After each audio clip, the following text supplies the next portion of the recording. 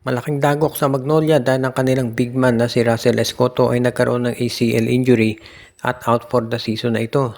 So kinakailangan na ngayong mag-trade ang Magnolia para makakuha ng panibagong big man. Pero ang balita, ang interesado raw Magnolia na makuha ay itong si Shawnee Winston, so magdadagdag sila ng isa pang wingman dito sa kanilang lineup. Mukhang yan daw ang plano ni Coach L.A. Tenorio at tignan natin kung makaka-acquire nga sila ng isa pang guard, no? Yung pagkuha ng big man pampalit dito kay Russell Escoto, sa tingin ko madali lang nila magagawa yan. Nandiyan naman si Jeyo Ambohot ng Titan Ultra at syempre nandiyan din si Cade Flores. Pwede rin nilang makuha naman itong iba pang mga players katulad nila Joseph Taha, o kaya naman depende kung maganda magiging usapan, no? Baka pwede rin nilang ma-acquire naman itong si Mario Barasi. Pero pagdating dito kay Shawnee Winston, medyo mahirap yung i-acquire dahil alam natin isa yun sa mga top players ng NLEX.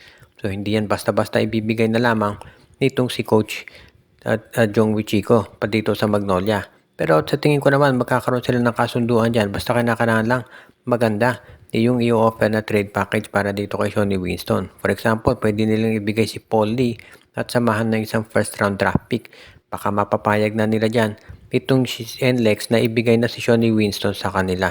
Kung sakasakali na ituloy nga nila yan, sa tingin ko magkakaroon ng mas magandang resulta ito para sa Magnolia, na magkakaroon sila ng isa pang shooter na mabibigyan nila ng isa pang mas maganda na roster, no? Magandang scorer na makakatambal ni Xavier Lucero at Jerome Lastimosa. Kaya naman sigurado tayo na maganda ang magiging future ng Magnolia kung makuha nga nila si Shawnee Winston at syempre yung isa pang big man para magkaroon sila ng mas magandang front court. So far, yung injury kay Scotto, problema yan, pero marandiyan pa naman si Lucero at si Sanggalang in the meantime, plus si James Laput. Ayaw ng patulan ni Coach L.A. Tenorio itong ginawa ni Coach Cheng Giao. Marami nagsabi mali daw itong si Coach Cheng Giao o rather itong si Magnolia Team Consultant Eric Arejola nang puntahan itong si Jalen Johnson doon sa bench ng Rain or Shine. Pero sa totoo lang, kaya lang naman yung ginawa ni Arejola ay dahil dito sa pagtuturo na ginawa ni Jalen Johnson dito sa kanilang head coach.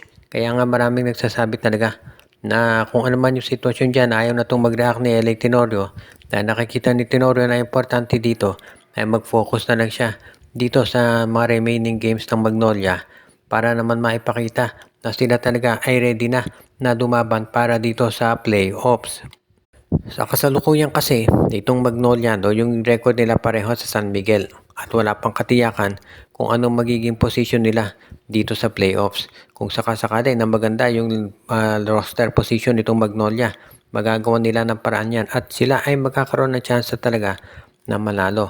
Pero kailangan syempre kung Magnolia, siguraduhin mo na ikaw talaga ay yung maipapanalo mo yung mga remaining games mo para naman maiwasan na yung mga komplikasyon.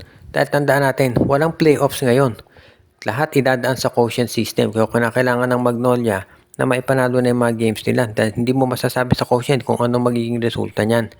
Kaya nga si Coach L.A. Tenorio ayaw ng pag-aksayan pa ng panahon. Yung mga altercation ni Coach Cheng Giao at ni Arejola, ang gusto lang niya ay mag-focus na lamang dito sa mga games ng Magnolia.